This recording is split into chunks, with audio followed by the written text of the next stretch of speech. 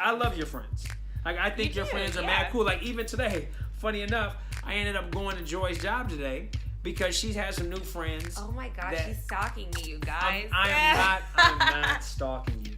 So Joy has met these two ladies at her job, and they have become really, really good friends. That's actually book club. This is book club. It's supposed to be book club, but it's not book club. So Joy, for months, has been coming home and addressing these two ladies by their name. And I'm like, who are these women? Mad excited because they read the same exact kind of books. They read the same books. They're in a group chat together. Yeah. They just sit and talk. They have lunch every day. So I come home. Which is like rare for me because I like being by myself so much. So if I'm to the point where I'm looking forward to having lunch with people every day, like... It's serious. That's a big deal. So for months, literally months, I've been hearing these two women's name on repeat, just constantly. And finally I had some time this week, and I just said, hey, babe, do you mind if I come to your job? And I said, I want to meet these two people. And it wasn't as like, oh, I want to see who your friends are and I need to know everything. No. But it was like, if you're going to continually address these people the way you want to know the people in my life. I just want to know who they are. And it was nice to meet them. I enjoyed sitting down and having lunch, and I was able to get their personality, and then I was snitching on you and telling them how much you're in love with them. Like, yo, spell out. But they're all, I mean, the three of you guys clearly all are excited about your friendship. We're like in the new friendship bubble. You know, it's just like shiny and new and exciting, and it's nice to You're giddy just talking about it. Okay. I'm so annoyed with you right now. Okay, it's just, I think most people can relate to this. You don't anticipate finding new friends as an adult. Like, you just don't. Or you think, okay, maybe I'll acquire one or two new friends over the course of forever. And usually they're through a mutual party. Right. Yes. And I don't mean like never, but like friends that you're actually going to keep in touch with. Like, you guys talk all the time. You have common interests. Like, it's not just okay, yes, I'm cool with this person. So to have an unexpected, not one, but two friendships, I like that. I feel like you should. That's really cool. Especially me, because I know you guys don't believe, I don't know if I'm shy isn't the right word. I'm shy on the inside, but I'm not one to approach people and to keep it going. Justin's really good at keeping relationships going. I have a harder time. I'm the kind of person where you just need to know how I feel. Like, that's just, I do well with people who just know how I feel, and these are those kind of people too. Like, they know. But I do want to say something about those types of relationships. There are certain relationships that I have with people that we don't have to communicate frequently to know there's no love lost. Yeah. But there's also relationships that people say, oh, like, you just got to know how I feel, but we don't have that rapport to where if we don't speak, we just pick up like nothing's ever happened. And as someone who maintains relationships and reach out, I know there are times where I'm like, if we don't speak, like, we're not on the same level of cool.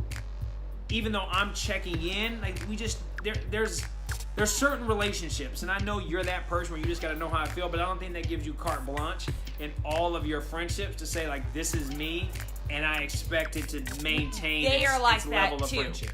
That's the thing. I do well with people who are like that too. Got you. I'm thinking about all my closest friends, and they're pretty much all like that. Like, think about the conversation we have with my friend in New York, and we're like, we do not talk. Like, we just genuinely talk. We love the crap out of each other. Like, we love each other so much, and we each know where the other stands. And she said, like, I mean, if you lived nearby, I was like, we'd see each other every week. We would see each other. Every week, but it's just, I don't know what that is. It's just, I don't know.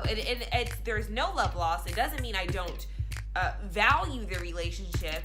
It just means that, like, it's not time to plug in at that moment. Like, I need people who I could skip the, like, hey, I haven't talked to you in a while or whatever. Like, it's like, okay, it's been months. We haven't talked in 6 months, and I can be like, oh my gosh, this poop that I just took. Like, I need, like, those are the people that I need. And they respond, and then we have, like, you know, a 3-hour conversation after that. That's the other thing. I'm not a surface level conversation person. So I have my one friend who we don't talk as much. Actually, we've been texting a lot more this year, but we don't talk as much. She lives in another state, but whenever we do talk on the phone, it's a 2 to 3 hour conversation. We cannot do that all the time. Like, you just simply cannot.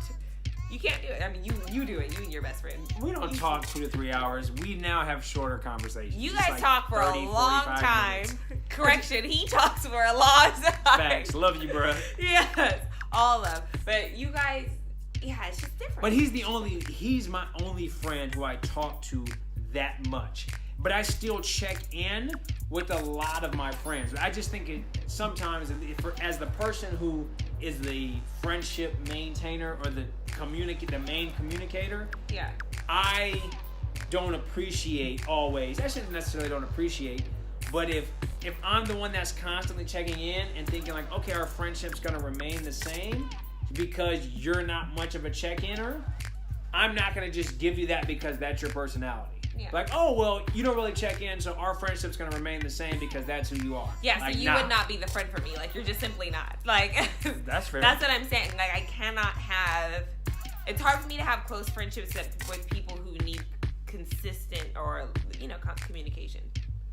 And I'm not saying consistent, but it's just. It's like, I'm just. This is my own personal experience. yeah, because you really do. I mean, I think you're excellent with it. You check in, you see how people are doing, and I check in too. Mine's more like, hey, I've been thinking about you a lot lately. You good?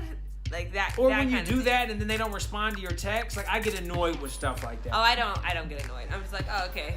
Yeah, no, see, I don't. I'll be like, I did my side. Maybe I'm being too sensitive. Full circle. Yeah, exactly. But you know, it's friendship dynamics are different for everyone. Right. But so I say all this to say I'm excited about these friends because I know that they're good. And even though we do talk a lot because we see each other all the time, but I know when I've found a friend. I would say you get excited about people, and even in college, I'd be like, "Baby, I don't know why. Like, you shouldn't be this excited. Like, Facts. this is not it." And he'd be like, "Friend," and it's not. It's not it. Not. So for me, if I'm going friend, it is reciprocated every time. I have not been in a friendship where that friend wasn't really digging me too, because I don't open up that way. I don't think I don't get as, it's not that I don't get vulnerable. I'll get vulnerable with anybody really, but I just don't get as invested if I know that there's no authentic connection.